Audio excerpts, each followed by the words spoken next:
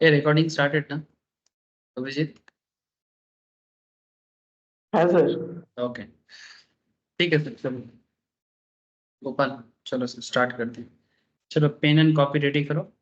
मैं आज दोनों पॉइंट भी कवर करने का कोशिश करूंगा। एक पॉइंट मुझे लिखाना था, लिखाऊंगा भी, और साथ में ऑडिट स्ट्रेटेजी में जो पॉइंट बताना था वो भी बोलूँ। स्क्रीन शेयर नहीं है? चलो, कर दो।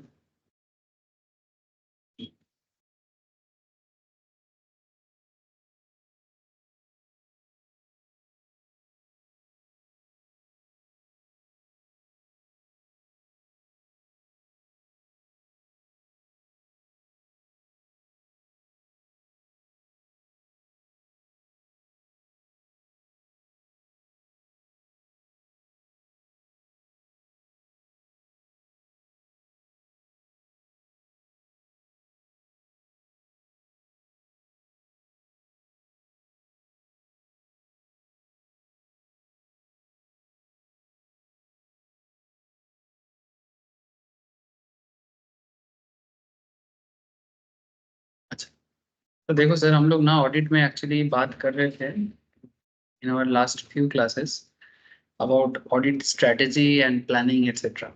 और जो क्लास में नोट्स लिखाए थे उसमें जो मैंने लास्ट नोट आप लोगों को लिखाया था वो था sir terms of audit engagement, है ना?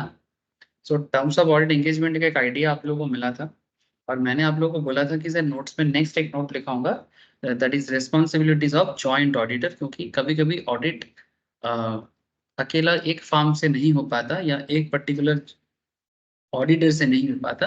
तो कई बार क्या होता है कि उसको एक्स्ट्रा ऑडिटर का भी, मैंने कंपनी क्या करता है, दोनों अलग अलग ऑडिटर को अपॉइंट करते हैं क्योंकि काम बहुत बड़ा होता है।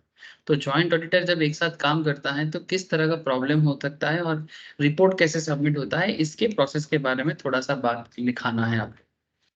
ठीक है, मैं थोड़ा सा आज का क्लास को पहले स्टार्ट करता हूँ, उसके बाद मैं जो नोट्स लिखाना है मैं उस पर भी आपके साथ बात करूँ। तो audit strategy, audit planning and audit program में बात चल रहा था।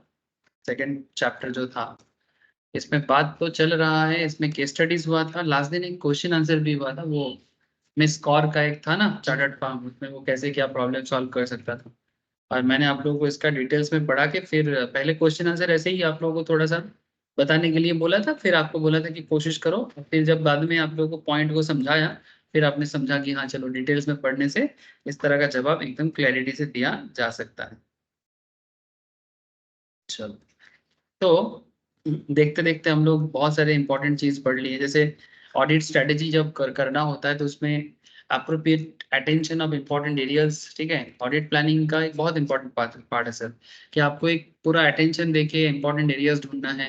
Identify and resolve potential problems, efficient and effective audit, benefits of planning, ठीक है। Selection of team members, directions and supervisions of team and review of work, coordinations with other auditors and experts, ठीक है। ये जो other auditor में ही joint auditor का problem आ जाता है, समझ रहे हैं सर? उसी चीज के बारे में स्पेशल दिखाना है sir. So nature of audit, planning, continuous, ये सब मैं आपको बोला था, ये सभी चीज आपके साथ बोला था। प्लानिंग प्रोसेस हुआ था ना?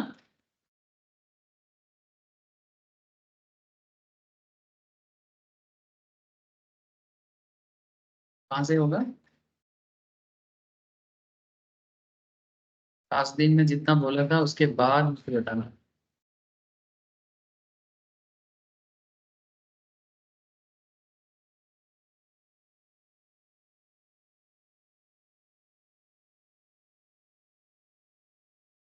ये तो बोल दिया था ना।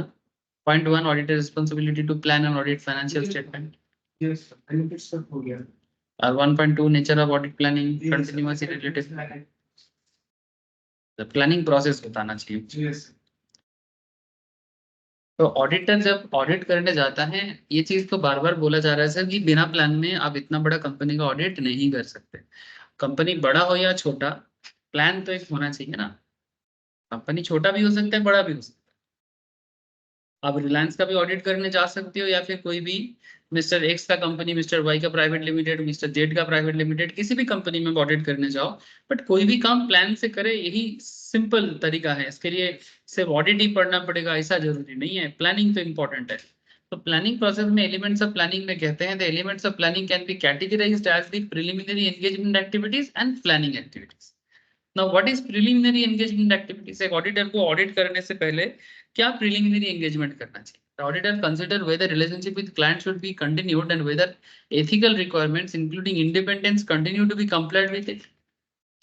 मैंने कहना ये चाहता है कि ऑडिटर जो है उसको ये चीज देखना चाहिए कि क्लाइंट के साथ उनका रिलेशनशिप अगर कंटिन्यू रखना है, whether ethical requirements including independence, माने ऑडिटर का प्रॉपर इंडिपेंडेंस हो रहा है कि नहीं हो रहा है, या ऑडिटर के इंडिपेंडेंस पे किसी की तरह का रोक टोक तो नहीं है, ये चीज देखना चाहिए। मैंने ऑडिटर को कभी भी एक कंपनी अपने हिसाब से नहीं चला सकता। जैसे आप लोगों को मैं बहुत बार अलग अलग कंपनी का ऑडिट रिपोर्ट पढ़ के सुनाया या फिर दिखाया भी है ना। चलो आज भी एक निकाल लेते हैं।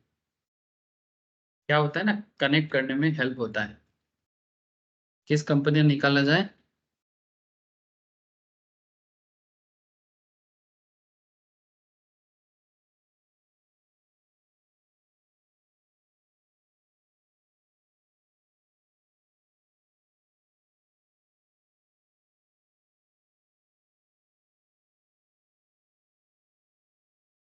दो 2022 का housing development finance corporation, housing development corporation limited, HDC या HDFC।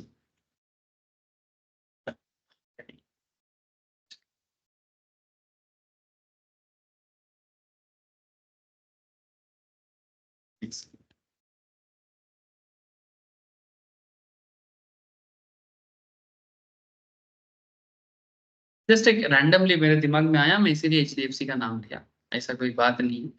HDFC मेरे को थोड़ी प्रमोशनल कुछ दे रहा है। लीडिंग रिस्पॉन्सिबिलिटी, इसमें हमें चाहिए क्या सर? हमें चाहिए ऑडिटर्स रिपोर्ट। ठीक है, कहाँ है? ये देखो, statutory report and financial statement. इसमें आपको directors report, independence auditors report for standard financial statement, balance sheet, profit and loss account, cash flow statement, schedules to the financial statements. 168 क्या है? Based on statement of directors report. फिर है आपका directors report ही चल रहा है। Financial statement आ गया क्या? Summary of financial performance. फिर आपका ये है, वही चल रहा है।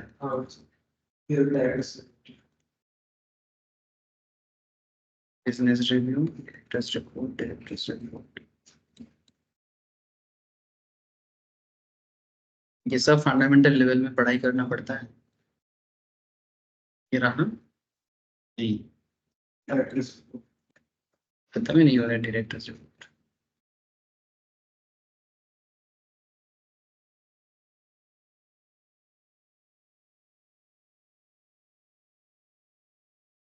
किस तरीके डायरेक्टर रिपोर्ट सारा चीज देना पड़ता है कंपनी को। समझ में आ रहा है सर? Independent auditor. देखो, यहाँ से ऑडिटर्स का रिपोर्ट चालू होता है। मैं आपको एक चीज दिखाता हूँ। यहाँ पर HDFC बैंक का ऑडिटर कौन है? MM निस्सी एंड कंपनी LLP। ठीक है, लिमिटेड लायबिलिटी पार्टनरशिप। आप लोगों को पता है, हम लोग LLP एक्ट में भी पढ़ रहे हैं कैसे नाम के पीछे LLP यूज करते हैं। संजय खेमानी इसका रजिस्टर्ड है और ऑडिटर है, और इसमें साथ में और भी एक है सर, अकेला ये नहीं कर रहा है। तो बेसिकली ये लोग क्या कर रहे हैं सर? जॉइंट ऑडिट कर रहे हैं। ये जॉइंट ऑडिट है। पूरा रिपोर्ट पढ़ोगे ना तो प्राइस वाटर हाउस का भी, मैंने PwC का भी आपको रिपोर्ट मिलेगा, और for MM निस्सिम and company LLP का भी रिपोर्ट आपको मिलेगा। इसमें PwC के बिहाफ पे जो किया उसका नाम है शरद बसंत। ठीक है, मुंबई का ही दोनों ऑडिटर्स है। What is the point? Point मेरा ये सिंपल चल रहा था कि सर, ये दोनों ऑडिटर, दोनों ऑडिट फर्म जो ऑडिट कर रहा है, ये दोनों ऑडिटर को अपॉइंट तो HDFC नहीं किया है, लेकिन किंतु परंतु अपॉइंट करेगा कंपनी, बट ऑडिटर कभी भी कंपनी का एम्प्लॉय की तरह ट्रीटमेंट नहीं हो सकता। ऑडिटर हमेशा अपना काम इंडिपेंडेंटली करेगा। Yes. ठीक है। सर ये तो गवर्नमेंट बैंक है। कौन सा? नहीं, प्राइवेट बैंक है। प्राइवेट मैंने स्टॉक मार्केट में लिस्टेड है, पब्लिक लिमिटेड कंपनी है, प्राइवेट कंपनी है नहीं। और इसका ये बैंक का अपॉइंट किया है शेयर होल्डर्स। हाँ, शेयर होल्डर्स अपॉइंट करेगा। ठीक है। और साथ में एक चीज देखना चाहिए सर, ये जो भी कंपनी का जैसे मानो डायरेक्टर्स है, ठीक है, ओवरऑल जो मीटिंग करके यहाँ पर अपॉइंटमेंट, इसको हम लोग कंपनी लॉ में पढ़ेंगे सर, कि डायरेक्टर जो ऑडिटर अपॉइंट करने का जो कॉन्सेप्ट होता है उसको कंपनी लॉ डील करता है। कि ऑडिटर्स को कैसे अपॉइंटमेंट किया जाए, इसको बोलते हैं ऑर्डिनरी बिजनेस। ये बिजनेस का एक ऑर्डिनरी मैटर है, जो हम लोग बहुत जल्दी कंपनी लॉ के क्लास में डिस्कस करेंगे कि किस तरह से ये सब होता है। ठीक है, अड्डा बोलते हैं हम लोग उसको, appointment of auditor and fixation of auditors remunerations. ठीक है, ऑडिटर को कैसे अपॉइंट करना होता है और उसको रेमुनरेशन फिक्स करना होता है, वो कैसे होता है एज पर कंपनी लॉ। तो ये सभी सब्जेक्ट ना एक दूसरे से कनेक्टेड है। ठीक है, आप अलग करके पढ़ना चाहोगे भी तो भी पढ़ नहीं सकते। ठीक है। सो नाउ पॉइंट इज, मैं बस आपको बस इतना सा बात कहना चाह रहा था सर, कि जब भी हम लोग यहाँ पर ये जब चीज पढ़ रहे हैं, और मैंने जैसे एक एग्जांपल के लिए एक कंपनी का रिपोर्ट जस्ट सामने रखा, तो यहाँ पर बोलता है कि the auditor consider whether relationship with client should be continued and whether ethical requirements including independence continue to be complied with. तो उसके लिए क्या देखना पड़ेगा? Performing procedure regarding the continuance of the client relationship, evaluating compliance with ethical requirements, including independence, and establishing an understanding of terms of engagement. और engagement के बारे में आपको पहले ही बोल दिया था कि engagement terms क्या है। engagement terms बदल सकता है कि नहीं बदल सकता, अगर terms बदलना चाहता है तो क्या करना पड़ता है। ठीक है, नॉर्मली अगर बार बार आप एक ही कंपनी का नॉर्मली 4-5 साल चलता है, 5 साल तो नॉर्मल वैलिड होता है, तो 5 साल का जो टाइम पीरियड उसमें तो एंगेजमेंट उतना बदलता नहीं है। लेकिन अगर कभी ऑडिटर को लगता है कि टर्म्स बदलना चाहिए, तो फिर दोनों पार्टी को बताना पड़ता है, क्लाइंट को, कि हम ऑडिट एंगेजमेंट का टर्म्स को बदलना चाहता है। तो ये सब बात हुआ है ना क्लास में, एंगेजमेंट के ऊपर स्पेशली बात हुआ है। तो वही है प्रिलिमिनरी एंगेजमेंट एक्टिविटीज। एंगेजमेंट होने से पहले ऑडिटर को ये सब client relationship, compliance with ethical requirements, जो भी एथिक्स, एथिक्स क्या होता है, सही गलत, ठीक है, क्या चीज सही है क्या नहीं है, इंक्लूडिंग इंडिपेंडेंस। ठीक है, इंडिपेंडेंस वगैरह चेक करना चाहिए कि भाई कंपनी हमें मैनिपुलेट तो नहीं करना चाहता। जहां पर इंडिपेंडेंस नहीं होगा वहां पर ऑडिटर ऑडिट का काम करना ही नहीं चाहिए। Yes. मैंने एक्चुअली, तुम ऑडिटर क्या रिपोर्ट देगा, ऑडिटर का रिपोर्ट में ऑडिटर क्या लिखेगा, ये ऑडिटर का अपना मर्जी है सर। इसमें कंपनी आके ऑडिटर को बोल नहीं सकता कि तुम मेरे हिसाब से रिपोर्ट बनो। ये बहुत बड़ी बात है और ये चीज देखना चाहिए। तो ये प्रिलिमिनरी बात हुआ। अगर तुमको कहीं किसी जगह में लग रहा है कि मेरा इंडिपेंडेंस पे आवाज उठ रहा है, मैंने इंडिपेंडेंस पे सवाल उठ रहा है, तो फिर एंगेजमेंट मत जाओ, है ना, अब ऑडिट एंगेजमेंट के अंदर ही मत जाओ। अच्छा, preliminary engagement activities including the following. ठीक है, जैसे कि performing procedure regarding the continuance of client relationship and audit engagement. ये पॉइंट को यहाँ पर एक्सप्लेन किया है ना, व्हाट इज दिस पॉइंट। ध्यान से सुनना सर, बहुत इंपॉर्टेंट बात करने जा रहा हूँ। अभिजीत बुझते पारছিস? हेलो। हाँ sir. Okay sir. So performing procedure regarding the continuance of client relationship and audit engagement, acceptance and continuance of client relationship and audit engagement. It should be ensured that appropriate procedures regarding the acceptance and continuance of client relationship and audit engagement have been followed and the conclusions reached in this regard are appropriate. The firm should obtain information considered necessary in the circumstances before accepting an engagement with a new client. बहुत simple सा, new client के आप business लेने से पहले आप पूरा circumstances को देखो, आपको जो इन्फॉर्मेशन चाहिए वो इन्फॉर्मेशन आपके साथ कितना इजीली एस्टेब्लिश हो रहा है, ये चीज देखो। When deciding whether to continue an existing engagement, अगर पुराना एंगेजमेंट है उसको तुम कैरी ऑन करना चाहते हो, तब भी आप देखो। And when considering acceptance of new engagement with an existing client, वो चीज भी देखो। हाँ, न्यू एग्जिस्टिंग क्लाइंट के साथ भी न्यू एंगेजमेंट हो सकता है, जब terms of audit engagement concept change हो जाए, बिजनेस का कुछ नया तरीका आ जाए, तब न्यू एग्जिस्टिंग क्लाइंट के साथ भी, मैंने जहां पर मेरा ऑडिट चल रहा था उसका बिजनेस में कुछ चेंजेस हुआ, तो वहां पर भी न्यू एंगेजमेंट हो सकता है। क्योंकि अगर टर्म्स ऑफ ऑडिट एंगेजमेंट बदल जाए ना, तो न्यू एंगेजमेंट होता है। पुराना रूल अलग था, पुराना कॉन्सेप्ट अलग था, नया कॉन्सेप्ट अलग हो रहा है। सेम बंदे के साथ न्यू एंगेजमेंट हो सकता है और पुराने बंदे के साथ सेम एंगेजमेंट चल सकता है।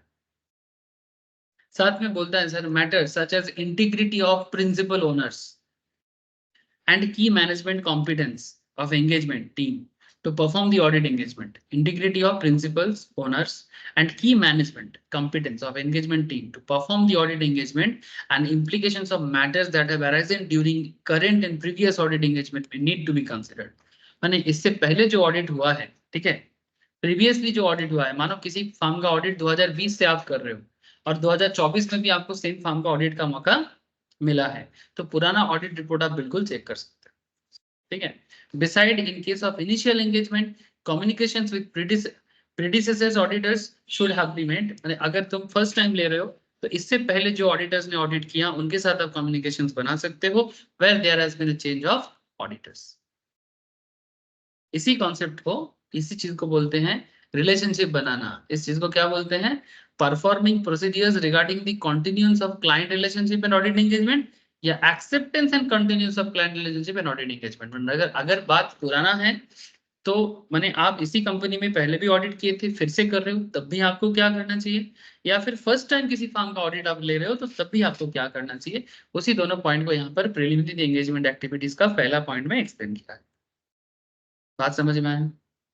Very simple concept sir. Second में बोलते हैं evaluating compliance with ethical requirements including independence. जिस चीज के बारे में आपको बोल रहा था, the auditor shall continuously evaluate compliance with ethical requirements including independence. Independence means that the judgment of a person is not subordinate to the wishes of directions of another person who might have been engaged. जो आपको मैं बार बार बोल रहा था, भाई auditor किसी का बाप का नौकर नहीं है, सिंपल बात है, ठीक है. सुनने में थोड़ा सा अजीब लगा होगा, साउंड कान में साउंड, बट मतलब सिंपल करने के लिए ऑडिटर किसी का बाप का नौकर नहीं है. ऑडिटर का तनख्वाह या ऑडिटर का फीस ऑब्वियसली फर्म ही देता है. जैसे एचडीएफसी बैंक ने, यहाँ पर मैं जो रिपोर्ट आपके सामने रेडी किया था, ये वाला, ये एचडीएफसी बैंक का रिपोर्ट है ना, balance sheet of HDFC bank 31 मार्च 2023 का. ये रिपोर्ट एचडीएफसी बैंक का है. इसका ऑडिटर एमएम निसीम एंड पीडब्ल्यूसी है. इसको एंगेजमेंट भी एचडीएफसी बैंक नहीं किया, इनका फीस रेम्युनरेशन एचडीएफसी बैंक ही दे रहा है. तो क्या एचडीएफसी बैंक उसका रिपोर्ट अपने हिसाब से दिलवाएगा? द आंसर इज, ठीक है, and this point is called independence. ठीक है. So evaluating compliance with ethical requirements including independence. The auditor shall continuously evaluate compliance with ethical requirements including independence. Independence means that the judgment of a person is not subordinate. Subordinate बने तुम किसी के, तुम्हारे ऊपर कोई नहीं है, तुम किसी के नीचे नहीं हो. That is subordinatism. ठीक है, ठीक है. To the wishes or direction of another person. ठीक है, किसी और के कहने पे, किसी और की directions पे आप engage नहीं हुए हो. Throughout the audit engagement, the engagement partner shall remain alert, though through observations and making inquiries as necessary for evidence of non-compliance with relevant ethical requirements by members of the engagement team. If matters come to the engagement partner's attention that indicate that members of the engagement team have not complied with relevant ethical requirements, the engagement matters partners in consultation with the other in the firm shall determine the appropriate actions. ठीक है. The engagement partner shall form a conclusion or compliance with independence requirements that apply to the audit engagement in doing so. तो जैसे कि engagement partner क्या करेगा? Obtain relevant information from the firm. जो भी जरूरत होगा कंपनी से उठाएगा to identify and evaluate circumstances and relationship that create threats to independence. अगर ऐसे कोई भी पॉइंट में ऑडिटर का जो टीम है, एंगेजमेंट टीम है, अगर उनको लगता है कि यहाँ पर ऑडिट करना या ऑडिट रिलेटेड मैटर को एस्टेब्लिश करना मुश्किल हो सकता है, तो वो ऑडिट को छोड़ सकता है. ठीक है. तो एंगेजमेंट टीम को इसलिए वो पहले भेजता है. एंगेजमेंट पार्टनर जाके कंप्लायंस समझ, जो भी चीजें चाहिए, जो भी रिपोर्ट चाहिए, वो सब रिपोर्ट दे रहा है कि नहीं दे रहा है, देने के टाइम पे क्या तुमको कुछ थ्रेट दे रहा है कि नहीं दे रहा है. ठीक है, सब चीज. ठीक है. तो जो आपका इंडिपेंडेंस का थ्रेट होगा वो चीज आपके लिए एक इंपॉर्टेंट मैटर हो जाएगा. अगर किसी पॉइंट पे लगता है कि इंडिपेंडेंस पे थ्रेट है तो फिर वो चीज आपको थोड़ा समझना चाहिए. अगर किसी मैटर पे लगता है कि इंडिपेंडेंस पे थ्रेट आ रहा है तो वो चीज समझना चाहिए. Black colour Yes, good afternoon. Good morning, Saikot. Good morning.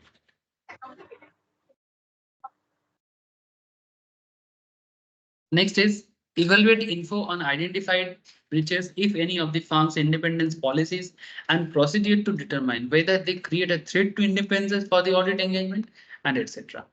Take appropriate action to eliminate such threats or reduce them to an acceptable level by applying safeguards, or if considered appropriate, to withdraw from the audit engagement.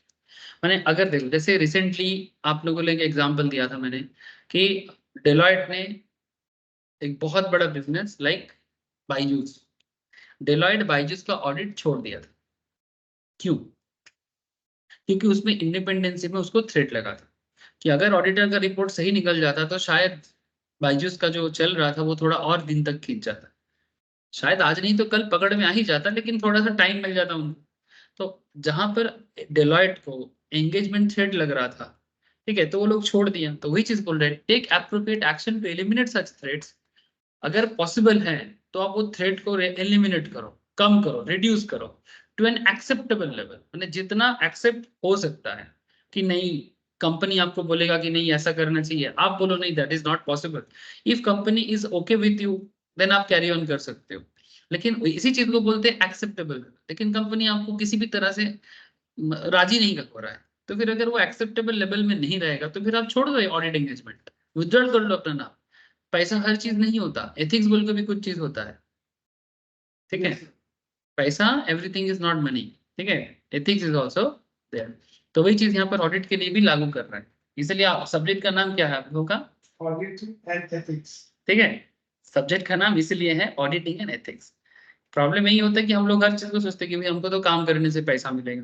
अरे भाई काम करने से पैसा सबको मिलता है, but पैसा किस तरीके से कमा रहे हो ये बहुत इंपॉर्टेंट बात है, ठीक है। ये तो धार्मिक, हमारे धार्मिक किताबों में भी लिखा है कि अगर गलत तरीके से जुगाड़ किया हुआ पैसा कोई अच्छे जगह में भी लगाओगे तो वो पैसा भी गलत ही माना जाएगा। जैसे बहुत लोग 2 नंबरी पैसा कमाते हैं और फिर 1 नंबरी लोगों को दिखाते हैं कि जैसे देखो मैं कितना लोगों को सेवा कर रहा हूँ, दान धुन कर रहा हूँ। भाई तुमने तो जिस सोर्स पे पैसा कमाया वो तो किसी को ठग के कमाया, और फिर तुम उसको मंदिर बना के, हाँ, लोगों को बहुत खाना खिला के दिखा रहे हो कि देखो मेरा रुतबा, देखो मैं कितना अच्छा नेक काम करता हूँ, मेरा तो भंडारा लगता है, ठीक है। सो धर्म का किताब बोलता है, शास्त्रीय जो शास्त्र जो होता है, शास्त्र में सिंपल लिखा हुआ है कि आपका धन बना हुआ, आपका पैसा अगर गलत तरीके से आपने जुगाड़ किया, फिर आप उसको मंदिर डोनेशंस पे या पब्लिक के किसी अच्छे काम पे लगाने का सोच रहे हो, ये भी गलत ही माना जाएगा, वो महापाप लगता है। क्योंकि लोगों का ठगा हुआ है ना, किसी को ठग के किसी और को अच्छा करके क्या फायदा,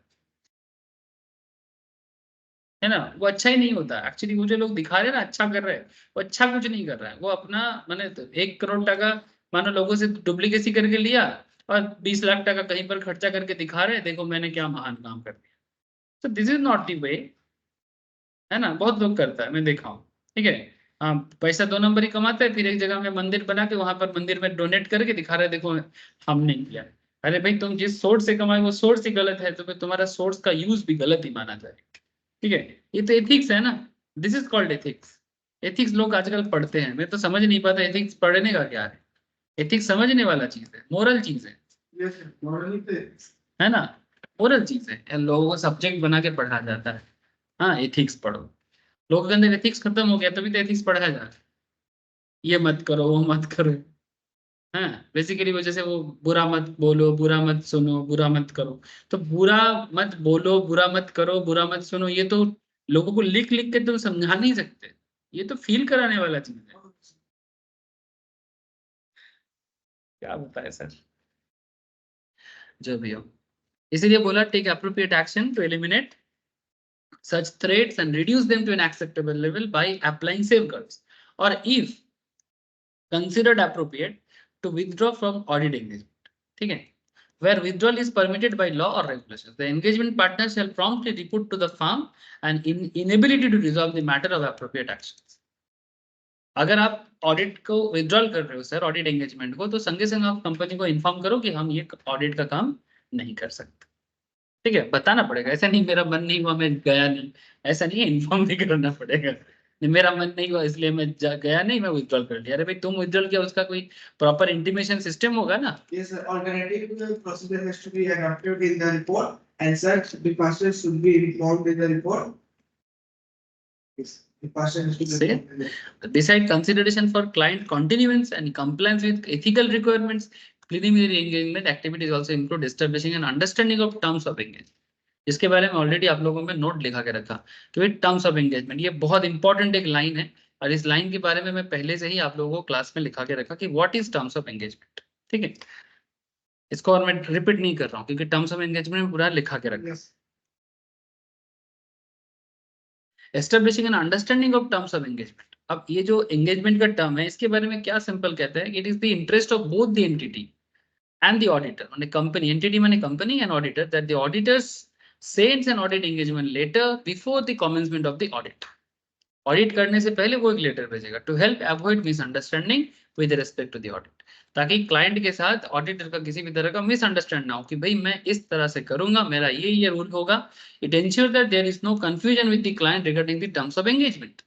So performing preliminary engagement activity assists the auditor in identifying and evaluating events or circumstances that may affect auditor's ability to plan to perform audit engagement.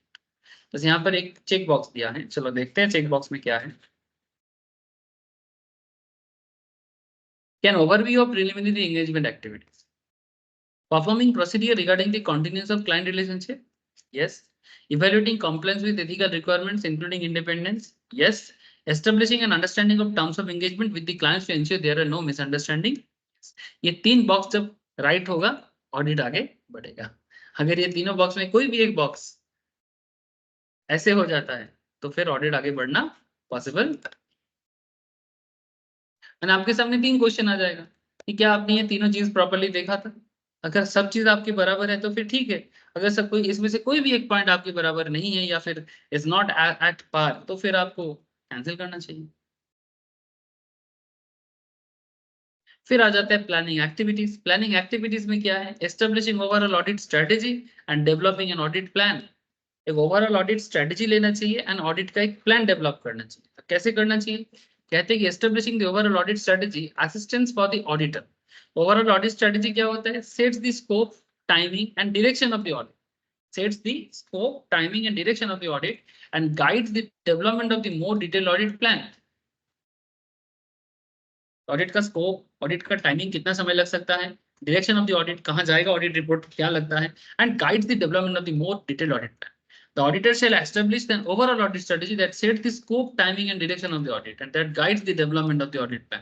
The process of establishing the overall audit strategy assists the auditor to determine, subject to the completion of the auditor's risk assessment procedure, जैसे कि risk assessment procedure में वो क्या क्या देख सकता है, example के रूप में the resources to deploy for specific audit areas, such as the approximately experienced team members for the high risk areas or the involvement of experts on complex matters.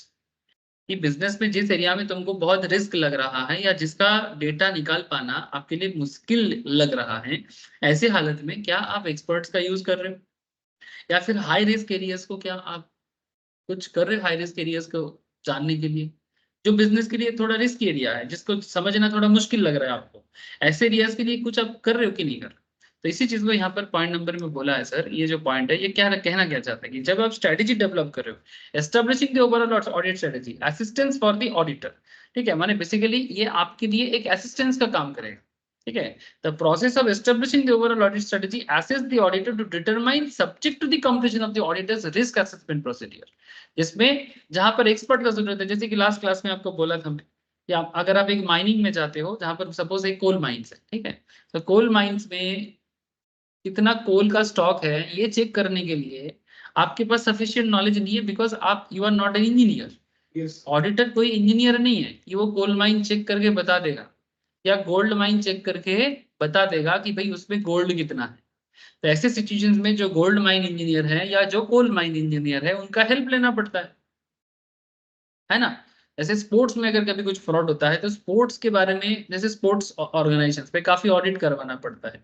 से फॉर एग्जांपल, जैसे आपको मैं एक example दे सकता हूँ कि जैसे CAB में, सीएबी सॉरी नॉट सीएबी, ये सब बीसीसीआई, जैसे हमारे देश पे BCCI board of cricket control in India होता है, ये एक प्राइवेट बॉडी है गवर्नमेंट अप्रूवल के थ्रू से, ठीक है।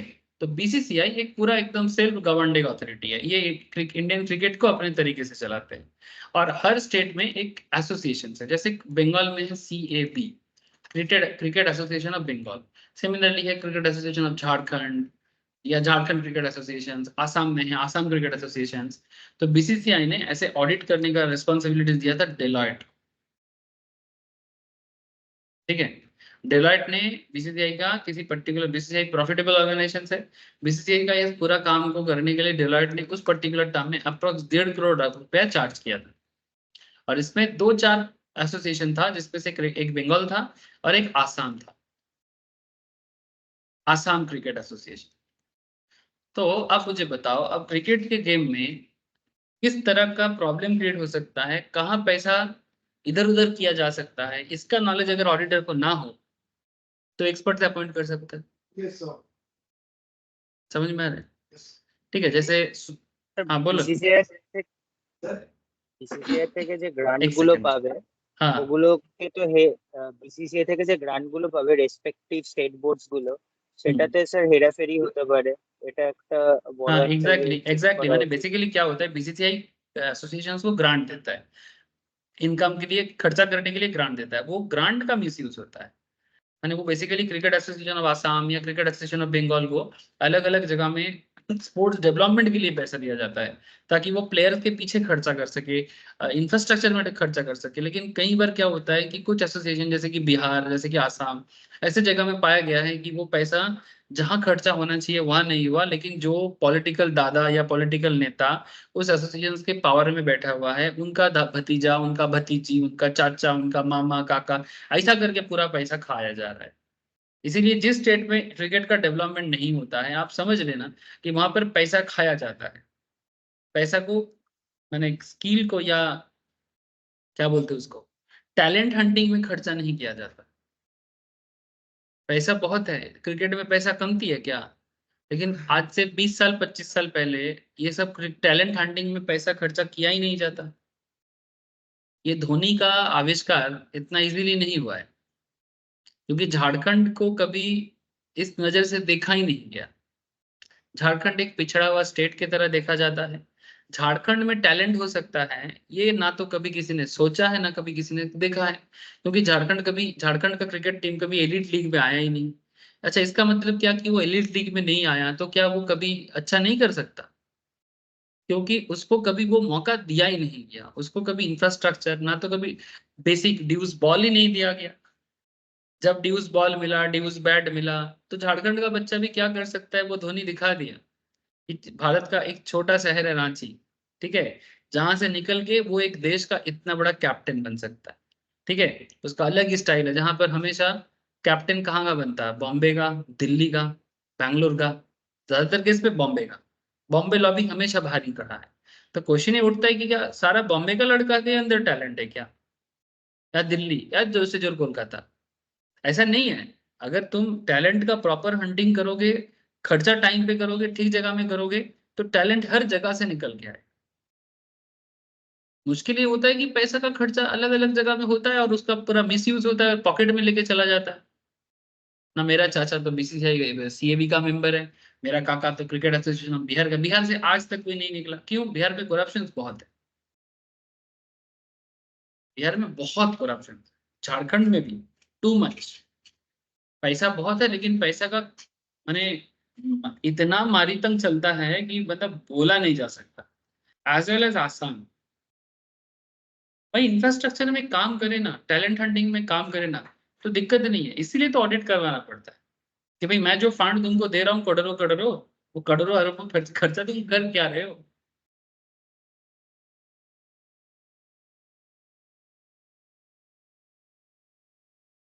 ये हो जाता है sir. Very good sir, very good. चलो आगे रहेंगे। हाँ, तुम कुछ पूछ रहे थे गोपाल, बोलो। कुछ पूछ रहा था तुम? अच्छा ठीक है, जब याद आएगा पूछ लेना। तो बता है। अच्छा बता रहा। With the resources to deploy for specific audit areas, such as the use of approximately experienced team members for high-risk areas, the amount of resources to allocate to specific audit areas, such as the number of team members assigned to observe the inventory, stock audit करने के time पे inventory मैंने stock, तो उसको observe करने के लिए कितना टीम मेंबर की जरूरत है। Count at material locations, material locations माने किस एरिया में जाने से एक्चुअली तुमको फैक्ट्स मिलेगा। इसके लिए तुमको ना उसको बोलते हैं, मैंने एक ऑडिटर होने के लिए भी ना तुमको वो दम होना चाहिए, उस तरह का ना तुम्हारा सेंस होना चाहिए बिजनेस के बारे में। ऐसे तो ऑडिट बहुत चीजों का हो सकता है, एक बिजनेस में जाओ तो उसका हजारों मैटर होता है, लेकिन क्या एक बिजनेस कंपनी सालों भर जितना सारा चीज मैटर करता है, आपके पास हार्डली 15 डेज होता है। ऑडिटर का बात करो, एक काम कंपनी 1 साल से कर रही है, तो ऑडिटर को भी सेम काम चेक करने के लिए कम से कम 2-4 महीना तो लग ही जाएगा। और अगर आप एक कंपनी का ऑडिट में 4 महीना 6 महीना लगाओगे तो फिर मुश्किल, इतना टाइम तो मिलता नहीं है सर। 15 दिन, 1 महीना, जोर से जोर 1.5 महीना एक्सटेंशन कर सकते हो। सर अगर ऑडिटर टाइम मेंशन करता है तो पेमेंट के अनुसार बजट में सेट बजट बढ़ जाता है उसका, वो उसको मिलेगा नहीं। ठीक है, फिर बजट बढ़ेगा, वो जितना टीम मेंबर्स रखेगा उनका पेमेंट बढ़ता जाएगा, तो फिर उनको भी तो कॉस्ट इफेक्टिव। तो इसलिए ऑडिटर का जो हेड होता है, ठीक है, ऑडिटर जो मेन ऑडिटर है, जो ऑडिट फर्म का मेन है, इनके ऊपर बहुत कुछ डिपेंड करता है कि वो किस तरह से मटेरियल लोकेशंस पे जाए, कि जहां जाने से तुमको एक्चुअल फैक्ट्स का पता चलेगा कि कंपनी का मेन रोजगार कहाँ से आता है, मेन फैक्ट्स कहाँ से मिलता है उनको, वो देखने से पता लग जाएगा। ठीक है, इसलिए उसको इसको हम लोग बंगाली में बहुत सुंदर बात करते हैं, बोलते हैं कि जोहरी समझते हो, जोहरी समझते हो, जोहरी कौन होता है? हाँ, जो ये जो सोना जहरत बोलते हैं ना, ठीक है, वो देख के बता सकते देख के बता सकता है कि ये क्या चीज है, तो वैसे ही, ठीक है, तो उसको हम लोग बंगाली में या हिंदी में भी बोलते हैं जोहरी। ठीक है, ठीक है, जोहरी का नजर, क्योंकि वो जौहरत पकड़ सकता है इसलिए उसको वो समझ सकता है, इसलिए तो नजर जोहरी जैसा होना चाहिए। तो एक ऑडिटर को भी उस तरह का फाइनेंशियल नॉलेज होना चाहिए, बिजनेस देख के एक आइडिया कर सकते हैं कि हमको यहाँ जाने से सटीक इंफॉर्मेशन मिलेगा, कि इस पर्टिकुलर मैटर में ऑडिट करने से पता चल जाए। समझ में आ रहा है? ठीक है, the extent of review of other auditors, work in case of group audits, ठीक है, और audit budget in hours to allocate to high risk areas. ठीक है, कि हाई रिस्क एरियाज में ऑडिटर कितना टाइम दे रहा है, ये सब चीजें। So when these resources are to be deployed, such as whether at an interim audit stage or at key cut-off dates, ठीक है, जब ये resources deploy हो जाता है तो उसके बाद क्या आता है? इंटरिम ऑडिट स्टेज, मैंने ऑडिट का मिडिल एरिया आता है, as well as cut off dates, जिसके अंदर उसको सारा चीज कंप्लीट करना पड़ेगा। How such resources are managed, directed and supervised, such as when team briefing and debriefing meetings are expected to be held. ठीक है, क्योंकि ऑडिट का एक टीम होता है तो टीम को भी तो ब्रीफिंग करना पड़ता है कि हम लोगों को आज के डेट में क्या क्या करना है, क्या क्या डेटा कलेक्ट करना है, प्रिंसिपल्स जो ऑडिटर्स है उनको कब कब क्या चीज हमें सबमिट करना होता है, तो सारा चीज। तो how such resources are manage, directed, supervised, such as when team briefing and debriefing meetings are expected to be held, how engagement partner and manager reviews are expected to take place, on site और off site, मैंने field में जाके as well as office में बैठ के, and whether to complete engagement quality control. समझ में आ रहा है? ठीक है, तो ये हम लोग 6 पॉइंट, यहाँ पर 4 पॉइंट पढ़ लिए। क्या चीज पढ़ लिए sir? That is the establishing the overall audit strategy and assistance for the auditors. ठीक है, तो ऑडिटर किस तरह से प्लानिंग एक्टिविटी को कवर करेगा, इसमें पॉइंट ए था establishing the overall audit strategy and developing an audit plan. अब सेकेंड पॉइंट आते थे डेवलपिंग एन ऑडिट प्लान। अच्छा, इसमें और भी कुछ चीजें बीच में बोला है, factors to be taken into consideration by auditor for establishing audit strategy. The auditor shall take following factors into consideration, जैसे identify the characteristic of engagement that define its scope.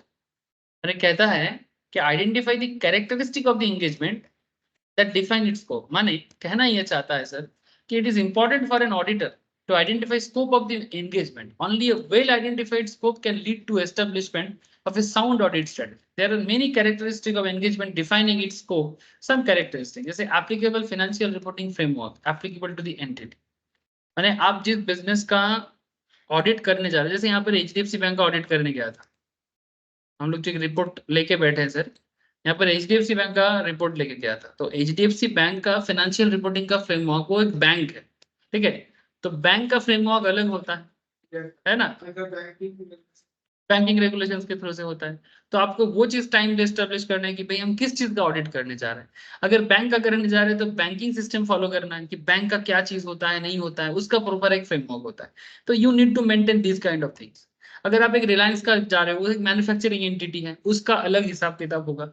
तो इसी तरह का चीज में यहाँ पर फोकस कर रहा है कि identify the characteristic of the engagement and that define its scope. वही बोला कि it is important for auditor to identify scope of engagement. Only a well identified scope can lead to an establishment of the sound audit strategy. कोई छोटा मोटा बात नहीं है, ठीक है।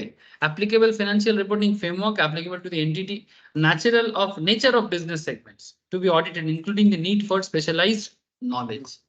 आप बैंक का बिजनेस ऑडिट करने जाओगे तो आपको बैंकिंग बिजनेस के संपर्क के आइडिया होना चाहिए कि बैंक कमाता कहाँ से। आप रिलायंस के बिजनेस में ऑडिट करने जाओगे, आपको पता होना चाहिए कि रिलायंस का इनकम का सोर्स क्या है। आप एक एयरप्लेन कंपनी का ऑडिट करने जाओगे तो एयरप्लेन कंपनी मैंने सॉरी एरोप्लेन मैंने बेसिकली फ्लाइट जैसे कि जेट एयरवेज, इंडिगो, इनका सोर्स ऑफ इनकम कहाँ से आता है, खर्चा इनका कहाँ होता है। एक कोचिंग इंस्टीट्यूट को ऑडिट करने जाओगे तो ये कहाँ से कमाता है, किस तरह से रोजगार करता है। तो you have to understand these things. तो अगर आपके पास इस तरह का कोई नॉलेज ही आप डेवलप नहीं कर पाते, ठीक है, तो फिर आप एज एन ऑडिटर कैसे वैलिड बिजनेस को ऑडिट करोगे। बड़ा फार्म ऐसे नहीं बन जाता। देखो भाई, chartered accountant firm, normal firm भी सीए फार्म बनाता है, ठीक है। नॉर्मल मिस्टर ए भी बनाता है, बी भी बनाता है, सी भी बनाता है, और पीडब्ल्यूसी भी बनाया, डेलॉयट ने भी बनाया, ठीक है। डेलॉयट ने भी फार्म बनाया, पीडब्ल्यूसी ने भी फार्म बनाया, केपीएमजी एनवाई ने भी फार्म बनाया, ठीक है। हमारे देश में लोधा ग्रुप भी फार्म बनाया। ऐसे बहुत सारे चार्टर्ड फर्म बहुत फेमस फेमस बना। तो फिर एक नॉर्मल फर्म वो भी चार्टर्ड बन के बना है, और एक हाई फाई फर्म वो भी चार्टर्ड बन के बना है। तो what is the difference between them. ऐसा क्या है कि एक फर्म को बहुत हाई फाई बना देता है और एक फर्म अभी भी पीछे रह जाता है। एक्सपीरियंस, पहला एक्सपीरियंस, दूसरा excellent work, excellent way of working, always giving correct report that sorry, not correct report, proper search, proper audit evidence is collected, appropriate and sufficient and appropriate evidence is also collected, deep research has been done, Yes, sir. stable assurance, very good sir. तो हाँ बोलो sir. Yes, online में भी जवाब आ रहा है। हाँ बोलो, বল রে।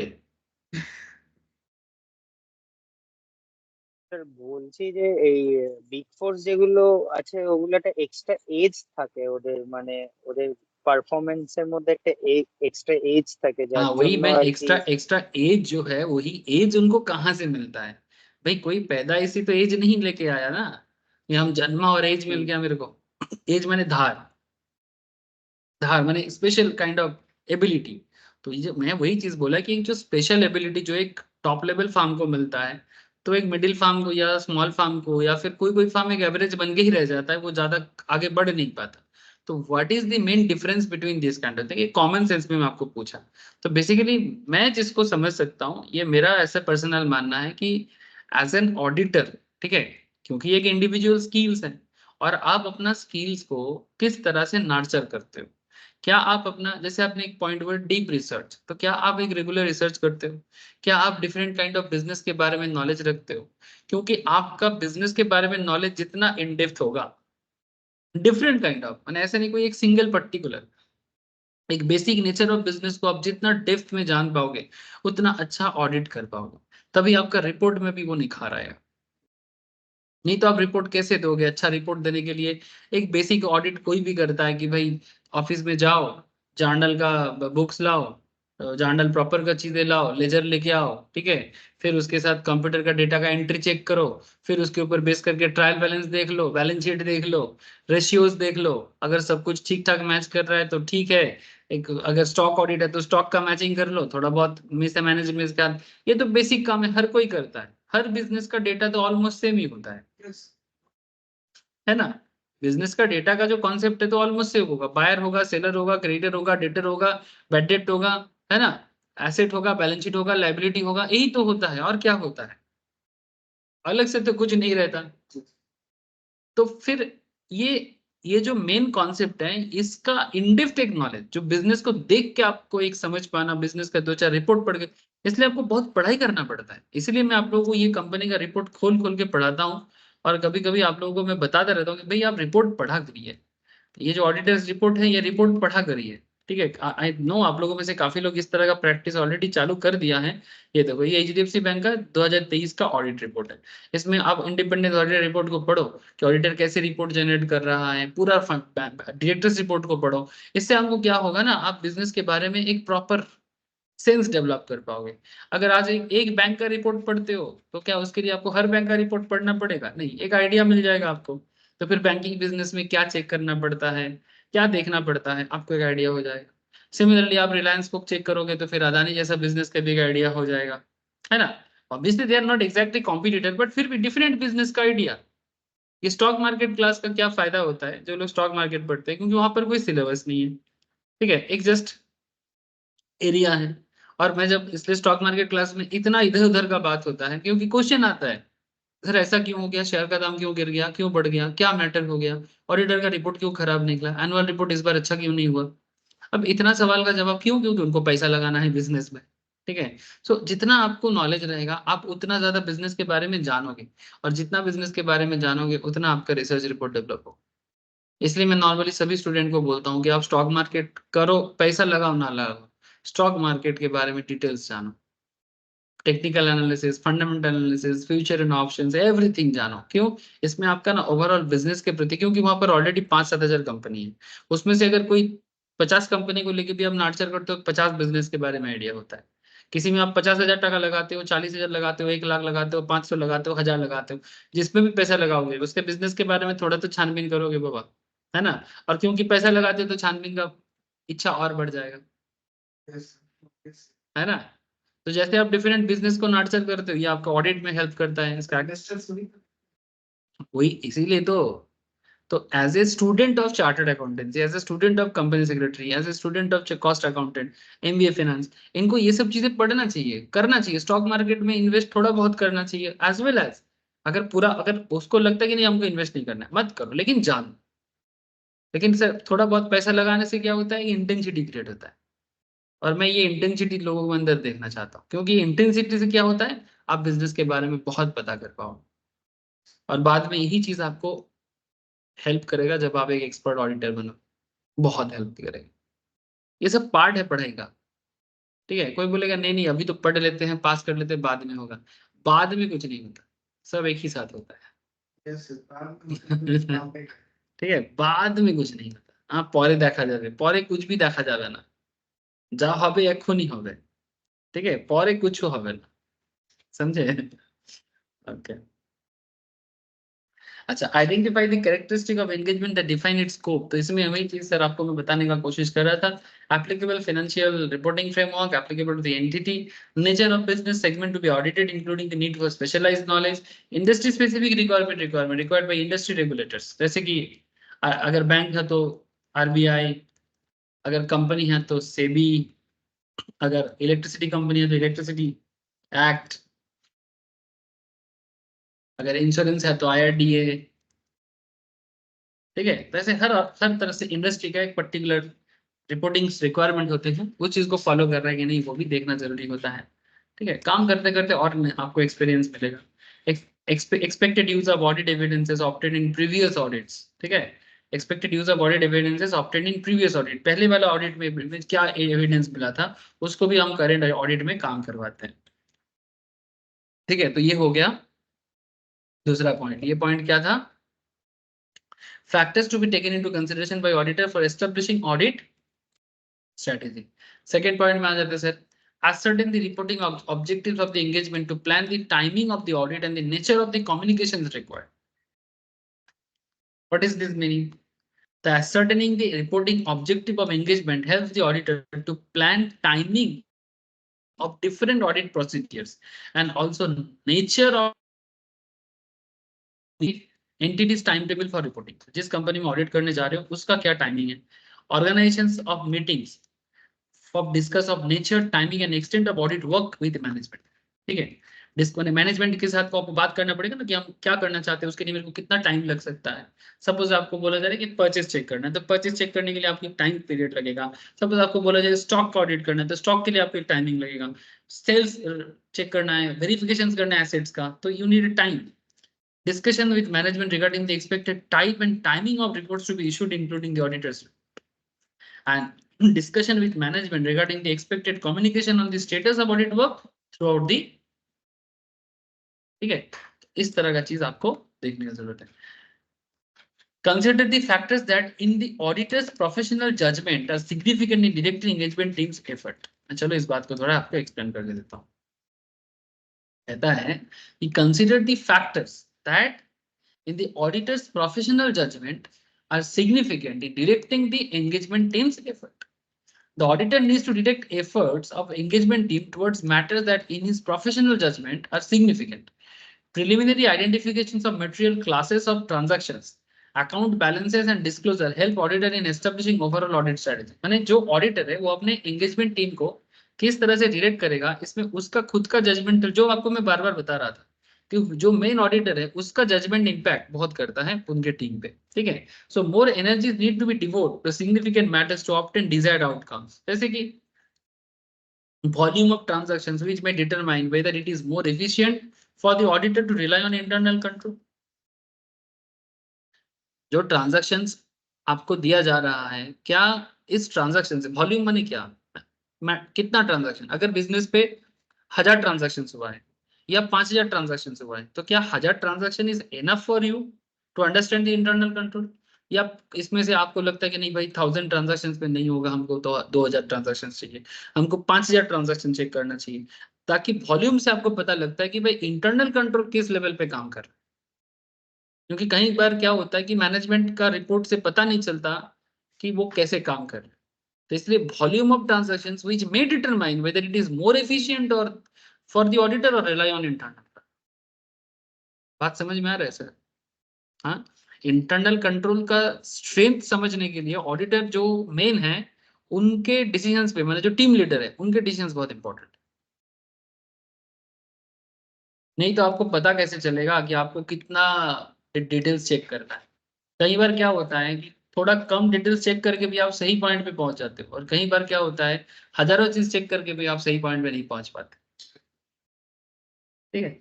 इसलिए सफिशिएंट कितना है, significant industry development such as changes in industry regulations and new reporting requirements.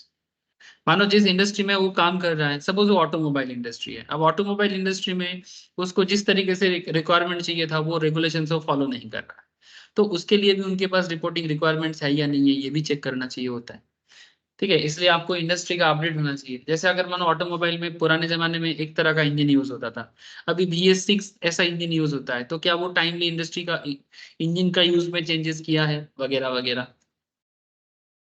Significant changes in financial reporting framework such as changes in accounting standards, अगर इंस्टीट्यूट ऑफ चार्टर्ड ने and ministry of corporate affairs ने accounting standards को ही बदल दिया, तो क्या accounting standards को फॉलो कर रहा है कि नहीं कर रहा है, ये चेक करना भी इंपॉर्टेंट मैटर होता है। अदर सिग्निफिकेंट रिलेवेंट डेवलपमेंट जैसे कि changes in the legal environment affecting the entity, अगर लीगल एनवायरनमेंट में ऐसा कुछ भी आया है जो एंटिटी के बिजनेस परफॉर्मेंस में इंपैक्ट करेगा, ठीक है, वो चीज भी आपको चेक करना चाहिए।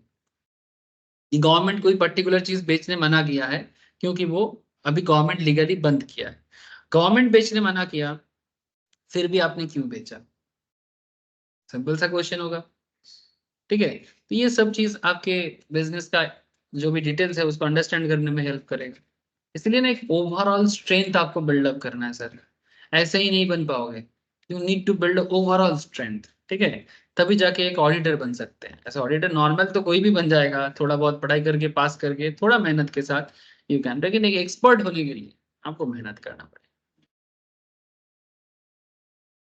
Consider the result of preliminary engagement activities and where applicable, whether knowledge gained on other engagement performed by the engagement partner for the entities is relevant.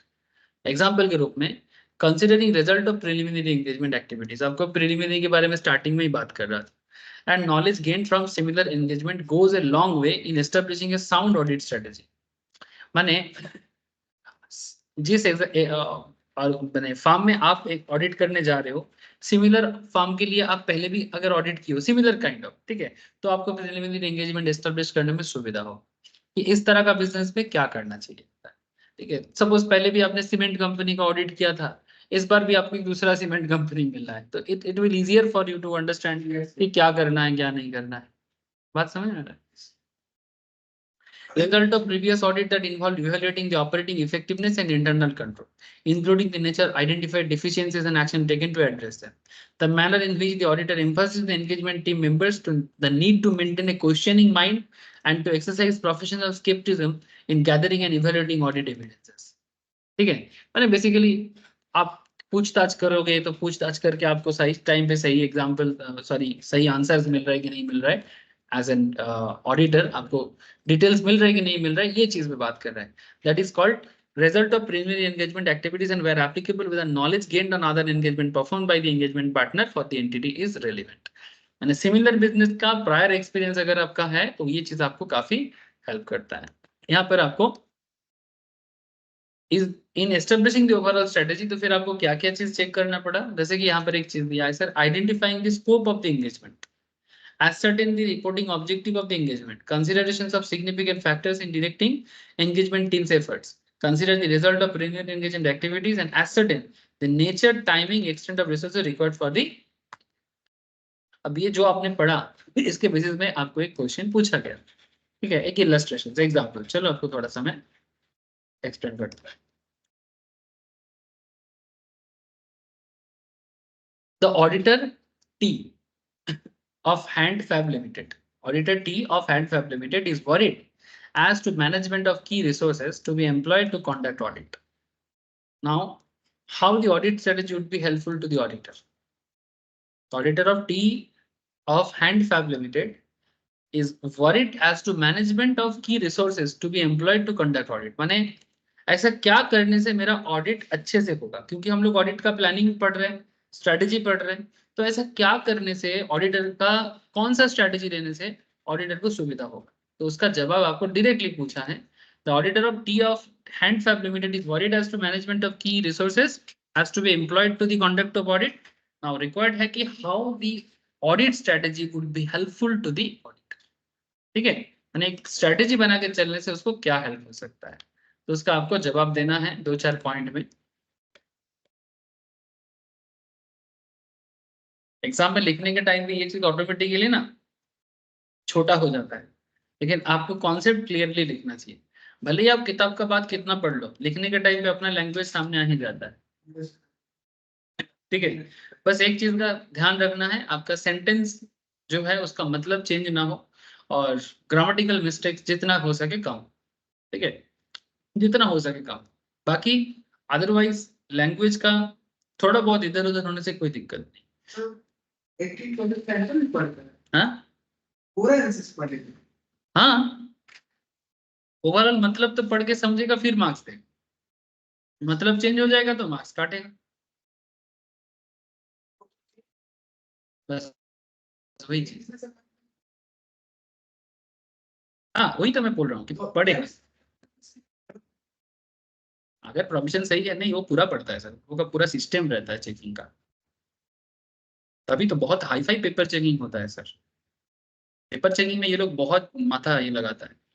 कभी कभी थोड़ा बहुत मैंने मिस न्यूज आता है वो अलग बात है, बट ओवरऑल जो कॉन्सेप्ट है ये लोग पेपर चेकिंग, क्योंकि भाई आपको पता है कि यहाँ पर वैल्यूएशन इज देयर. ठीक है, क्योंकि आपको बेस्ट में से बेस्ट को निकालना है. अगर पेपर चेकिंग तो ये लोग स्कूल कॉलेज की तरह तो कभी नहीं करता है. ठीक है, तो फिर आप सीए पढ़ने के बारे में सोचते ही नहीं, कुछ भी और कोर्स करके जॉब करने का सोचते हैं, सीए ही क्यों चूज कर, है ना. 100 में से एक बच्चा सोचता है, 100 भी हजारों में से 10,000 में से एक बच्चा सोचता है हमको सीए करना है. तो क्यों सोचता है, क्योंकि वो भीड़ से अलग होना चाहता है, वो वैल्यूएबल बनना चाहता है, हीरा बनना चाहता है, सोना बनना चाहता है, तपना चाहता है ना. जो तपेगा नहीं वो बन के सोना या हीरा बनेगा कैसे, है ना. कितना कोयला जमने के बाद हीरा बनता है, कोयला से ही मिलता है ना हीरा, है ना. तो कितना कोयला जमने के बाद फिर उसमें से हीरा निकलता है. कोयला भी कार्बन है और हीरा भी कार्बन है. ठीक है, purest form of carbon, just imagine. Ruby हीरा है, थोड़ी ना ऐसा कि जमीन से खोदा हीरा निकलेगा, वैसा भी नहीं हो, पत्थर जैसा निकलता है, पत्थर जैसा होता है. तराशा जाता है.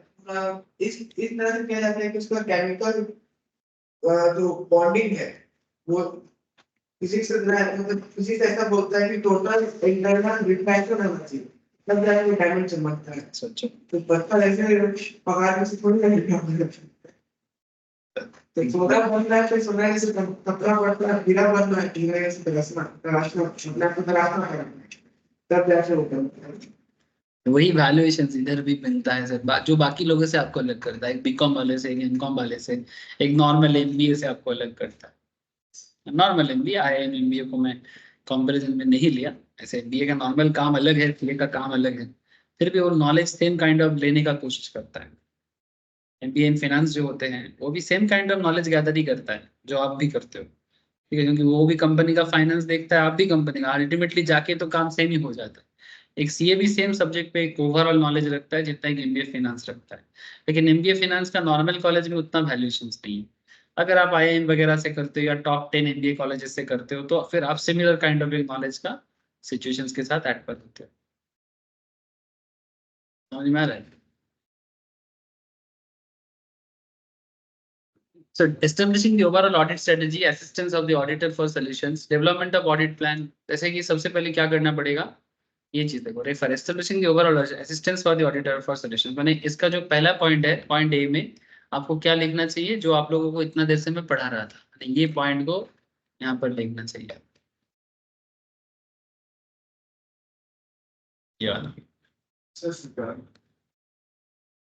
ये जो पॉइंट ए था ना, establishing the overall audit strategy, ये आपको पहले लिखना है। पॉइंट बी में आता है डेवलपमेंट ऑफ ऑडिट प्लान। अब ये तो आपको मैंने समझा दिया, ठीक है, ये समझा दिया, अब आपको बी समझाना है, डेवलपमेंट ऑफ ऑडिट प्लान। तो कैसे आप ऑडिट प्लान को डेवलप करोगे? तो सिंपल है sir, once the overall audit strategy has been established, an audit plan can be developed to address the various matters identified in overall audit strategy। अगर आपका overall audit strategy establishment ठीक ठाक हो जाता है तो फिर आगे का प्लान भी सिंपल होता है। Taking into account the need to achieve the audit objective through the efficient use of the auditor's resources, understanding client's business is one of the important principles, जो आपको मैं बार बार बोलूं, this is the main point which I feel as well as institute and audit system also feel, कि भाई आपको अपने client के business के बारे में प्रॉपर आइडिया चाहिए। अगर आप ये नहीं जान पाते तो फिर सब चीज बेकार है, कि भाई क्या बिजनेस है, कहाँ से कमाता है, सोर्स ऑफ इनकम का मेन जरिया क्या है, ये चीज समझने में जितना देरी करोगे तो मेन ट्रांजैक्शंस को ढूंढने में उतना देरी हो जाएगी। यस, है ना? जैसे एक पान वाला पान बेच के ज्यादा कमाता है कि सिगरेट गुटखा बेच के ज्यादा कमाता है? ठीक है तो पान दुकान, बट आजकल सिगरेट गुटखा ज्यादा लोग पीता है ना? तो पान दुकान का नाम तो पान दुकान ही बोलते हैं हम लोग, है ना, रास्ते के मोड़ के कॉर्नर के दुकान में पान का दुकान ही बोलते हैं, लेकिन उसका सबसे ज्यादा सेल क्या होता है? आप सोचते हो कि पान का दुकान होगा तो पान का ही सेल ज्यादा होगा, लेकिन समय बदल गया है और बदलते समय के साथ साथ पान से ज्यादा लोग सिगरेट गुटखा खाते हैं। चाय, चाय का कप में चाय था, अब तो वहाँ पर भी ये सब चाय के साथ भी, कोल्ड ड्रिंक के साथ भी ये, ठीक है, तो ऊपर से स्टिंग म्यूजिक किया है। समझ में आ रहा है? अब आपको ये चीज देखना पड़ेगा, जब सपोज एक बड़ा पान का दुकान में आप ऑडिट करने गए, ठीक है, तो उसमें आपको, आप सोचा कि पान का दुकान है तो पान का ही सारा हिसाब देखते हैं, लेकिन पता चलना चाहिए कि भाई पान के साथ साथ सिगरेट गुटखा उससे ज्यादा बिकता है, तो फिर आपको सिगरेट गुटखा का ट्रांजैक्शन देखना चाहिए, है ना? So this kind of thing, मैंने आपको मैं पान का दुकान का एग्जांपल क्यों दिया, फॉर इजी अंडरस्टैंडिंग, ठीक है।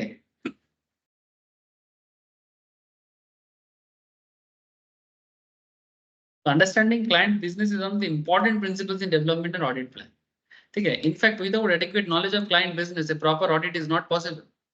Yes. Gaining knowledge of client's business is therefore one of the most foremost requirement to develop audit। इसीलिए मैं हमेशा बोलता हूँ कि whether you want to be a CA or not, but you must have a knowledge like a CA to understand the business। Business को समझना है तो सीए का पढ़ाई करना जरूरी है, भले ही सीए बनो या ना बनो, क्योंकि इससे बेहतर और कोई बात करता ही नहीं है हमारे देश में, क्योंकि ये बार बार बिजनेस के बारे में बात करता है। क्योंकि जब तक आप बिजनेस को नहीं समझोगे तब तक आप ऑडिट, फाइनेंस, टैक्सेशन, जीएसटी सब चीज में धुंधला ही देखोगे। Understand the business.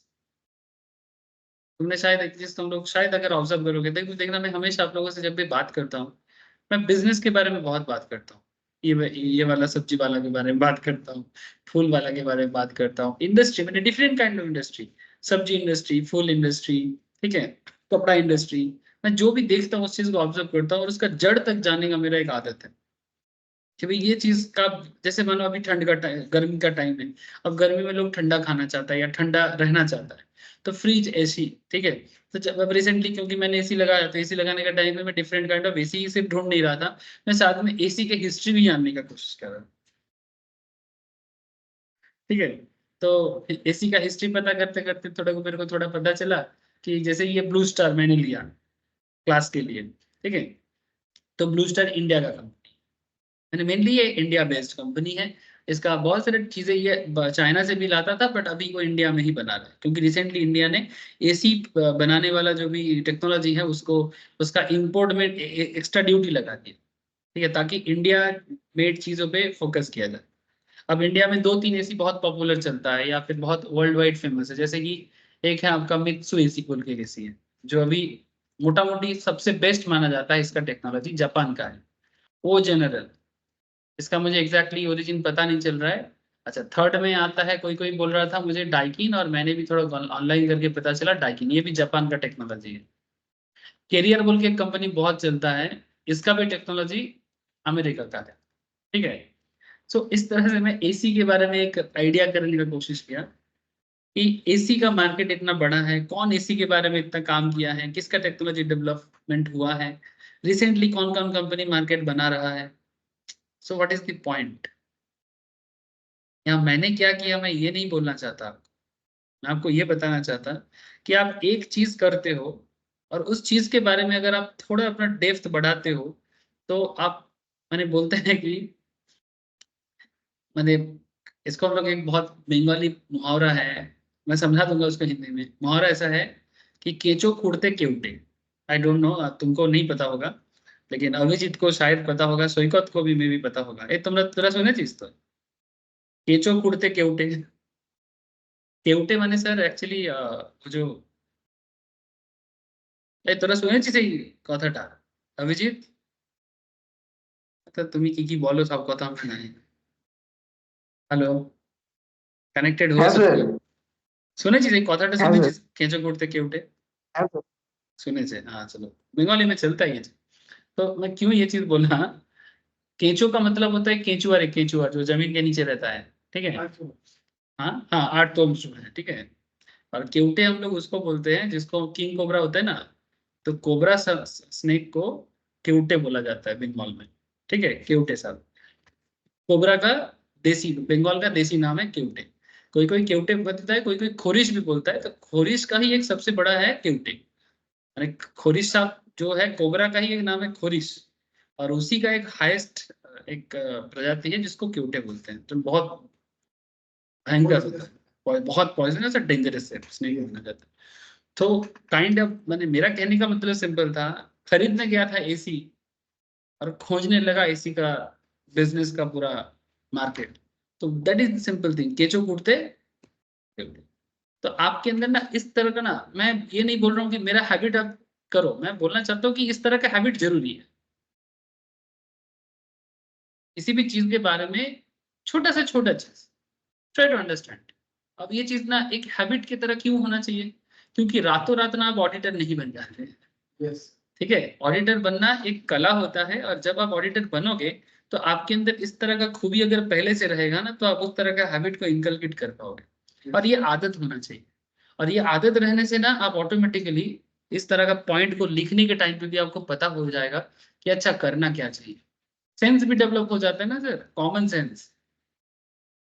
तो ये ऑडिट करने जाएंगे तो कैसे किया, जैसे एक स्कूल, स्कूल का भी स्पेशल ऑडिट होता है, ठीक है, गवर्नमेंट ग्रांट अगर देता है तो वो सब स्पेशल ऑडिट होता है। तो ऑडिट में। तो स्पेशल ऑडिट के लिए भी चार्टर्ड वगैरह को हायर करके लिया जाता है। तो स्कूल ऑडिट में आप जाओगे, तब एक स्कूल का इनकम का सोर्स क्या है, कहाँ से गवर्नमेंट ग्रांट देता है, कितना ग्रांट देता है, स्कूल क्या स्टूडेंट से कोई फीस रखता है, अगर प्राइवेट स्कूल है तो कितना फीस है, ठीक है, किस नाम पे क्या फीस ले रहा है, ठीक है। गवर्नमेंट एफिलिएटेड है तो उसके कारण उसको गवर्नमेंट हेल्पिंग से कितना मिल रहा है। तो यू हैव टू नो कि स्कूल का कैसे चलता है, समझ में, बस यही सब चीज है सर। ऐसे 300 said that auditors shall develop an audit plan that shall include description, the nature, timing and extent of planned risk assessment procedure, nature, timing and extent of plan further audit procedure at assertion level, माने अगर किसी एक level के बाद आपको लगता है कि और टाइम बढ़ाना चाहिए तो आप बढ़ाते हो। Other planned audit procedure that are required to be carried out so that engagement compliance with SS, माने जो भी करोगे सर एज पर एसए माने क्या, स्टैंडर्ड ऑफ ऑडिटिंग, ठीक है।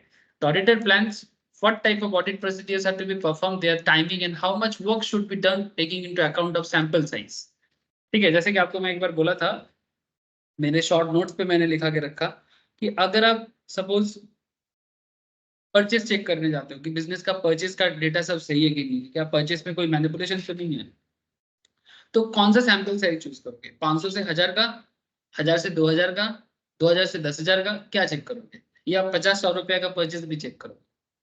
तो यू हैव टू अंडरस्टैंड कि कितना टाइम लग सकता है, कौन सा डेटा हम वो चूज करेंगे ताकि हम लोगों को जो इंपॉर्टेंट चीज बोला है वो हम लोग आइडेंटिफाई कर सके, क्योंकि ऑडिट का एक पर्पस होता है, आपको एक रिपोर्ट सबमिट करना होता है। अगर एक छोटा छोटा 1 टका का चीज का भी ट्रांजैक्शन ढूंढने निकलोगे पागल ही हो जाओगे। तो कहाँ से लेके कौन सा डेटा देखे, कितना सैंपल साइज में देखे, क्योंकि मैं आपको बार बार बोल रहा हूँ, जो काम एक कंपनी साल भर में रेडी करके रखता है वो आपको विद इन 15 डेज 1 मंथ के अंदर कंप्लीट करना होता है, ठीक है। तभी जाके आपका प्लानिंग सही होगा, तो ही जाके आप कर पाओगे। ये पढ़ाई जितना मुश्किल लग रहा है इसका करना और मुश्किल होता है। ये पढ़ाई इसका पढ़ते पढ़ते समझने का कोशिश करें कि आखिर ऑडिट में होता क्या है। तो सोचो जब कोई ऑडिट को करता है तो वो तब ये थ्योरी पढ़ रहे हो अभी, तो उसका प्रैक्टिकल करने जाओगे तो और कितना मुश्किल का सामना आपको करना पड़ सकता है, क्योंकि इतना सारा डेटा को चेक करके एक एक्यूरेट रेट, माने एग्जैक्ट एक्यूरेसी तो नहीं हो सकता बट एक प्रॉपर रिपोर्ट जनरेट करना, वो भी with in A time frame.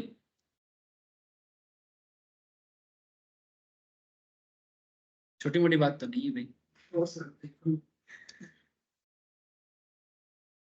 Audit plan is more detailed than the overall audit strategy. Audit strategy से audit plan और detailed होता है. That includes the nature, timing, extent, audit procedures to perform by the engagement team members. Planning for this audit procedure take place over the course of audit, and the audit plan for the engagement develops. For example, planning of auditor's risk assessment procedures occurs early in the audit process.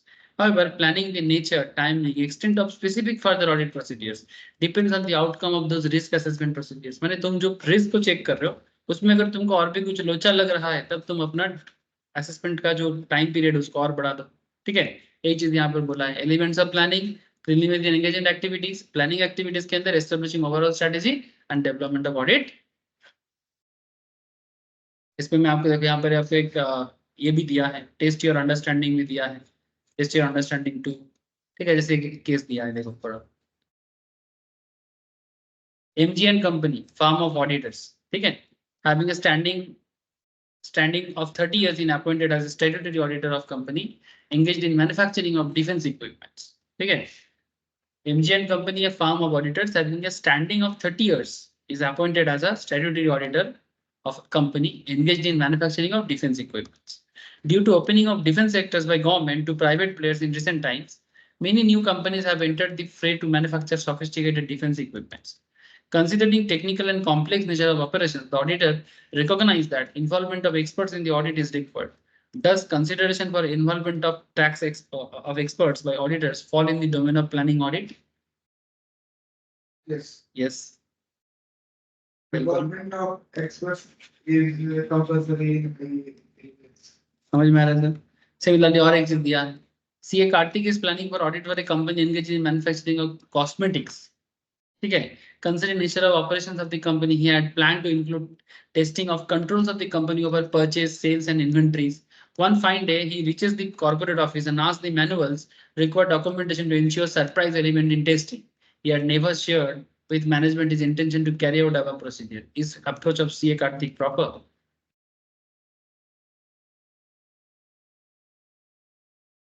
फिर से बोलता हूँ, CA Kartik जो है वो plan किया audit of company जो कि कॉस्मेटिक्स मैन्युफैक्चरिंग करता है, ठीक है। Considering nature of operation of the company, he had planned to include testing of controls of the company over purchase, sales, and inventories. एक दिन he reaches the corporate office and asks for manuals and required documents to ensure surprise element in testing. He had never shared with management his intention to carry out above procedures. इस procedure को perform करने के लिए उसने management को कभी ये बात नहीं बोला। तो क्या ये चीज कार्तिक कर सकता है? नो, नहीं कर सकता, मैनेजमेंट को सब कुछ बताना चाहिए। ठीक है, क्या हो रहा है, क्या बिल्कुल सर, आप जो भी करोगे वो अप्रोच आपको मैनेजमेंट को बताना चाहिए। आप ऐसा नहीं कर सकते, भले या ये इसका मतलब तो आप उनका इंडिपेंडेंसी छीन रहे हो। आप जो भी करोगे बोलो तो सही कि मैं इसका टेस्टिंग प्रोसीडियर्स वगैरह चेक करना चाहता हूँ। बिल्कुल, समझ में आ रहा है ना? अभिजीत, सोइकॉत, गोपाल, बोलो, समझ में आ रहा है सबको? বোঝা যাচ্ছে তো? ठीक है सर। अच्छा, तो ये सब टॉपिक मैंने आपको बता दिया। आप स्ट्रेटेजी और प्लान में इतना बात किया, थोड़ा डिफरेंस भी आराम से पढ़ सकते हो, है ना? इतना सारा बात किया तो ये डिफरेंस को यहाँ पर सिंपली और थोड़ा सा एक्सप्लेन किया है। Overall audit strategy and the audit plan, the auditors responsibility. ठीक है, ये भी बोला है। जैसे यहाँ पर देखो, the overall audit strategy and the audit plan remain the auditor's responsibility. It is the auditor who is responsible for establishing overall audit strategy and deploying audit plan. However, as discussed earlier, auditor may discuss elements of planning with the entity's management without compromising effectiveness of, example के रूप में यहाँ पर एक दिया है, W, the auditor of SKM Limited, ठीक है, ask its finance and audit head to prepare audit strategy. ठीक है, अपने फाइनेंस एंड ऑडिट हेड को एक ऑडिट स्ट्रेटजी डेवलप करने के लिए बोला है for considering audit in SKM limited. W also insists him to draw detailed audit procedures. On the request of auditors, W completes audit strategy as well as audit procedures as prepared by finance head of the company. Subsequently, auditor realized that effectiveness of the audit is compromised and it was his responsibility to prepare the overall audit strategy. ठीक है, मैंने finance department को बोला था या audit का head जो था उसको बोला था, लेकिन क्योंकि वो मेन है तो उसको भी ये चीज देखना चाहिए। तो इस बात का क्या आंसर करोगे? क्या हाँ उसको ही देखना चाहिए कि फाइनेंस हेड भी कर सकता? सर फाइनेंस रेट किया, लेकिन यहाँ पर वो है कि tax management should not be compromise for the effectiveness of audit. लेकिन यहाँ पर तो कॉम्प्रोमाइज नहीं है इफेक्टिवनेस ऑफ ऑडिट का, इसीलिए उसको खुद को करना चाहिए। वही चीज बोला है sir, overall audit strategy and the audit plan, the auditors responsibility accordingly, approach of W was wrong and he should have prepared overall audit strategy and detail audit procedure. ठीक है, तो ये यही सब स्मॉल स्मॉल क्वेश्चन, लेकिन पूरा पता हो तो जवाब भी सही हो, अगर पता ना हो तो जवाब गलत हो जाए। आधा से आधा, हाँ, आधा से आधा तो पूरा ही गलत। Changes to planning decisions during the course of audit. The auditor shall update and change the overall audit strategy and audit plan as necessary during the course of the audit. As a result of unexpected events, changes in conditions, or the audit evidence is obtained from the result of audit, the auditor may need to modify the overall audit strategy and audit plan. Thereby, the resulting planned nature, timing, extent, or further audit procedures based on the revised consideration of assessed risk. This may be the case when information comes to the auditor's attention that differs significantly from the information available in the auditor planned the audit procedures. Example दिया है, audit evidences obtained through detailed checking may contradict the audit evidences obtained through testing internal controls. मैंने कहना ये चाहता है कि अगर आपका ऑडिट का प्लानिंग जो है उसमें अगर कुछ भी चेंज हो रहा है कोर्स ऑफ ऑडिट में, तो उसको कैसे मेंटेन करना चाहिए, बस इतना सा बात यहाँ पर कहा है। और अगर इंटरनल कंट्रोल के साथ एविडेंस का कुछ भी मिसमैच होता है तो वहां पर एक कॉन्ट्रडिक्शंस भी क्रिएट होता है कि या तो इंटरनल कंट्रोल सही है या फिर आपका एविडेंस गलत निकल जाए। Planning, supervision and review of work of management engagement team members, ठीक है, कि किस तरह से आप अपने टीम मेंबर्स का सुपरवाइज कर सकते हैं। बहुत सिंपल है, the auditor shell plan the nature, timing, extent, माने क्या चीज आप ऑडिट करोगे, वाउच करोगे, वेरिफिकेशंस करोगे, कितना टाइम के लिए करोगे, एक्सटेंशन कितना कर सकते हो, and supervision of engagement team जिनको तुम काम पे रखे हो ओवरऑल टीम बना के, and review of their work, the nature, timing and extent of the direction and supervision of the engagement, ठीक है, एंड रिव्यू देयर वर्क। तो सिंपल डिपेंड करता है किस पे, size and complexity of the entity, कितना बड़ा कंपनी है और उसका कॉम्प्लेक्स कितना, बिजनेस का नेचर कितना कॉम्प्लेक्स है कि इजी है, area of the audit, assets, risk of material misstatement, माने कहाँ गलती हो सकता है उसका एक असेसमेंट करो कि भाई ये चीज ये मुश्किल है, यहाँ गलती हो सकता है, थोड़ा सोच समझ के लेना पड़ेगा। And fourth is the capabilities and competence of the individual team members performing the audit work. तुम्हारे टीम पे तुम किन पे रखते हो, इसलिए अगर आप एक अच्छा रिजल्ट वाला बंदा बनते हो, ठीक है। बिग फोर में क्यों चांद मिलने के लिए अच्छा रिजल्ट करना पड़ता है, क्योंकि बिग फोर का ऑडिट ऐसे ही थोड़ा सा बड़े बड़े कंपनीज का होता है। कंपनी जितना बड़ा, कॉम्प्लेक्सिटी जितना बड़ा।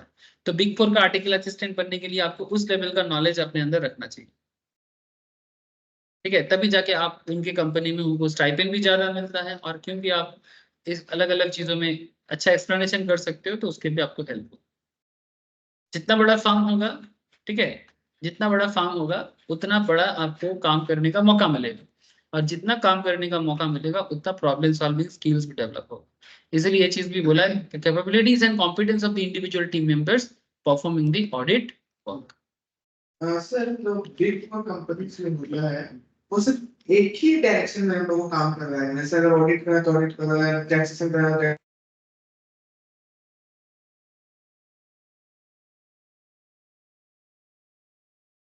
पता है, इस तरह का एक कॉन्सेप्ट है कि अगर फार्म छोटा है तो छोटा फार्म में काम करने का एक अलग सुविधा होता है। सुविधा ये होता है क्योंकि फार्म अभी स्टार्टिंग में है, वो अपना बिजनेस को ग्रो करेगा, तो ग्रो करने के लिए वो जितना मेहनत करेगा, वो एज ए आर्टिकल असिस्टेंट आप भी उतना ही मेहनत करो, ठीक है। और अगर एक ऑलरेडी ग्रोथ बिजनेस है, उसमें आपको वर्सिटैलिटी कम मिलेगा, क्योंकि एक ही काम में आपको शायद 6 महीना 1 साल लग दिया, तो आपको शायद वैरायटीज ऑफ काम सीखने का मौका आपको कम मिलेगा।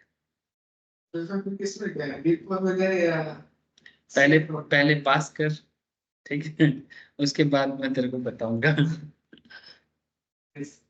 ये फुल्ली डिपेंड करता है कि आप अगर छोटा फार्म में जाते हो तो वो फार्म जैसे ग्रो करता है, ग्रो करने के लिए वो उसको वर्सेटैलिटी काम करना पड़ता है। और एक बार फार्म बड़ा हो जाए तो स्पेशलाइज्ड काम उसको बहुत आता है, और स्पेशलाइज्ड काम पे आ जाए तो आपको 6 महीना 1 साल के लिए एक ही काम के अंदर पीछे रख दिया, क्योंकि उनको एंगेजमेंट बड़ा बड़ा मिलता है, फिर आपको डिफरेंट काइंड ऑफ काम सीखने का इतना मौका नहीं मिलता। लेकिन हाँ, जो स्पेशलाइज्ड मिलता है वो दमदार मिलता है ना। और एक्सपीरियंस भी बड़े कंपनी का होने से आपको बहुत बाद में सुविधा मिलता है। और अगर आप छोटा फार्म में काम करते हो तो इसका एक सुविधा ये होता है कि एक फार्म बनता कैसे है, क्लाइंट एक्विजिशन होता कैसे है, ठीक है। एक फार्म को धीरे धीरे कैसे बढ़ाना चाहिए होता है, कैसे क्लाइंट से काम लेना चाहिए, अप्रोच कैसे करना चाहिए, ये आपको बड़ा फार्म में पता नहीं चलेगा। तो बाद में जब आप खुद का फार्म खोलोगे तो उसमें आपको छोटा फार्म का काम का एक्सपीरियंस ज्यादा मदद करेगा।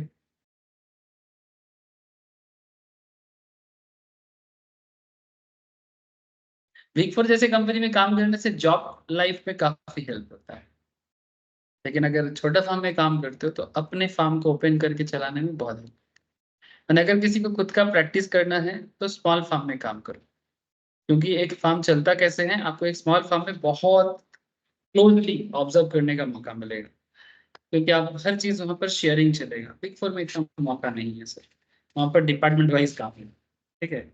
वो फार्म कैसे चलता है, कैसे क्लाइंट आता है, ये सब आपको पता ही नहीं चलेगा, बस असाइनमेंट और असाइनमेंट, वहां घुसते ही असाइनमेंट।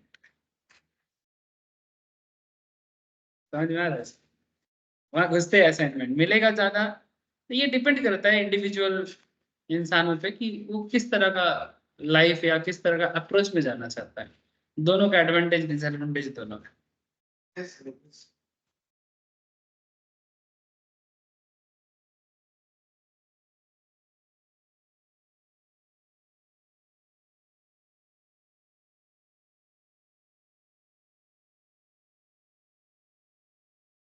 अच्छा, documentation, auditor shall document overall strategy, audit plan, सब चीजों का डॉक्यूमेंटेशन करेगा। यहाँ पर और भी कुछ स्ट्रेटेजी के बारे में दिया है, एक बार गो थ्रू करिएगा सर। मेरे हिसाब से इस नोट में मेन जो भी मुझे बताना था मैंने बता दिया। जैसे stay within the scope and limitations of the asset consignment, coordinate the procedures to be applied in related items, consider all possibilities of error, include all the audit objectives for each area, prepare a written audit program, determine the evidence reasonably available and identify the best evidences, apply only those steps which are in useful accomplishing the verifications process। एक काम करता हूँ sir, ये जो 7 point यहाँ पर दिया है ना, ये कंस्ट्रक्टिंग एन ऑडिट प्रोग्राम, ठीक है। तो पहले ना मैं आपको नेक्स्ट दिन ऑडिट प्रोग्राम के बारे में मुझे ना आपको लिखाना चाहिए, ये नोट में लिखाऊंगा,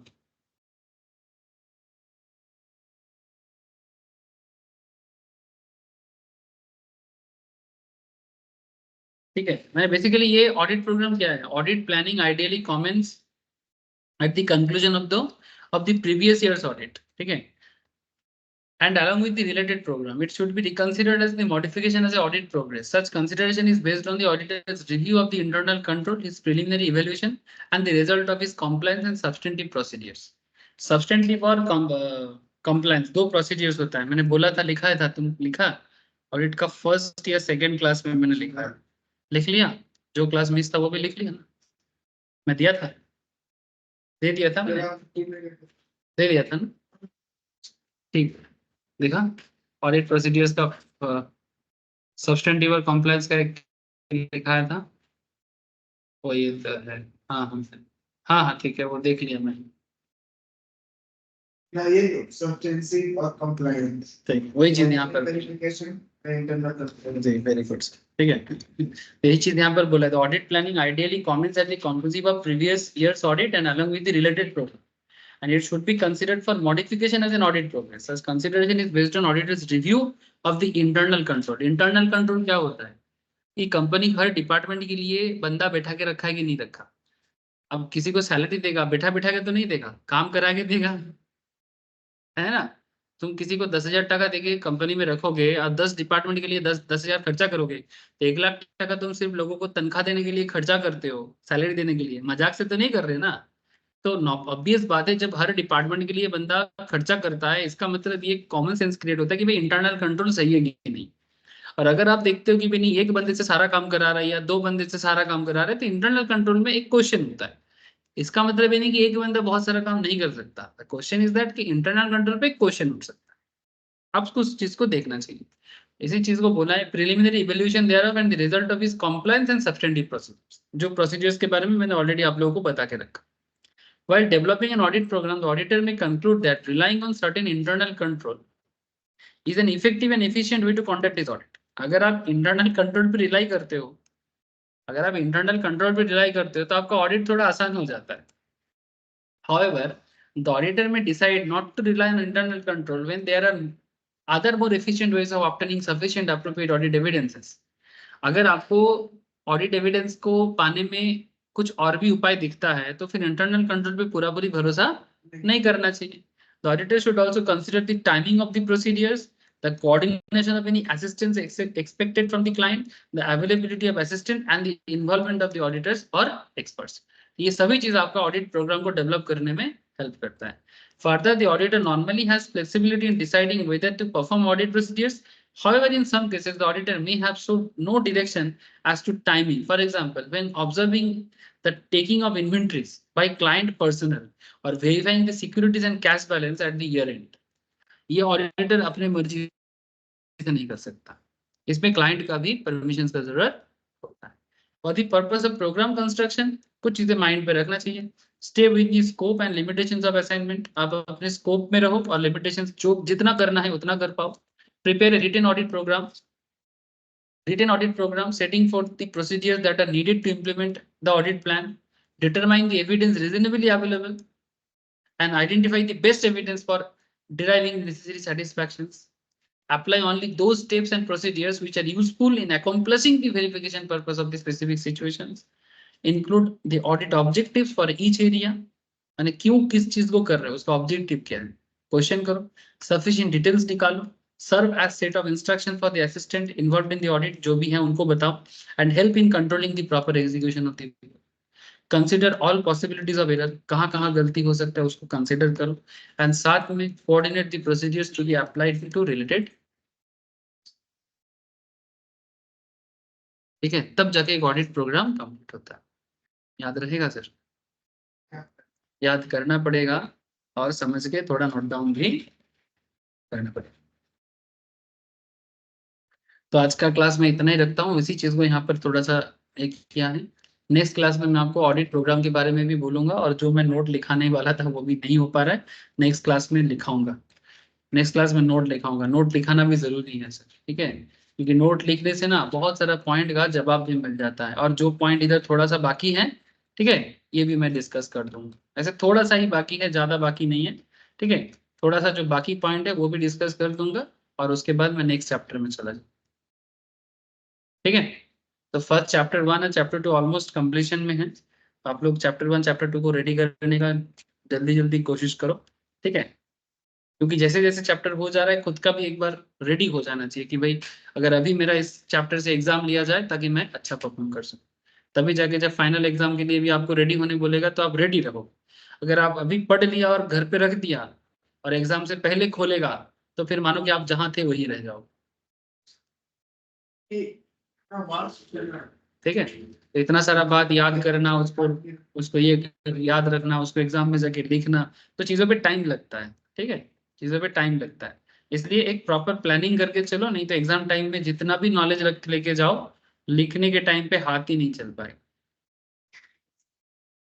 ठीक है? समझदारी तो जरूरी है बहुत, सबसे पहले तो कॉन्सेप्ट क्लियर होना, कॉन्सेप्ट क्लियर रहेगा तो पढ़ के समझ आएगा, और पढ़ के समझ आएगा तो लिख पाएगा, और लिखने के लिए सबकॉन्शियस माइंड तभी काम करे। अगर आप बिना समझ के रटोगे तो रटते रह जाओगे। सबकॉन्शियस माइंड जब जरूरत होगा उसको रिमेम्बर करेगा, क्या था क्या था। आपका माइंड बात कर रहा है यहाँ से, ठीक है? ये इसको पूछता है, पता नहीं कहाँ है पर कहीं तो है, जो लोग जानता है साइंस वो लोग जानता है, बट इतना जब इमेजिन करते समझ में आता है कि इस पॉइंट पे कुछ तो है, इसीलिए जब कुछ कंसंट्रेशन करते हैं ये वाला एरिया में बहुत प्रेशर होता है, ठीक है? और जब कुछ ऐसे करके याद करते हैं तो इतना मैं समझ पाता हूँ, फील करता हूँ कि इस एरिया में कुछ तो है जो उसको रिकॉल करने का कोशिश करता है। सो देयर आर मेमोरी, ठीक है, देयर आर कंसंट्रेशन लेवल, तो just try to follow this. Thank you sir, आज का ऑडिट क्लास इतना ही है, नेक्स्ट क्लास में बाकी बात करते हैं। थैंक यू सर एफएम का ना बहुत ढूंढ रहे हैं, मिल ही नहीं रहा है। क्या चीज?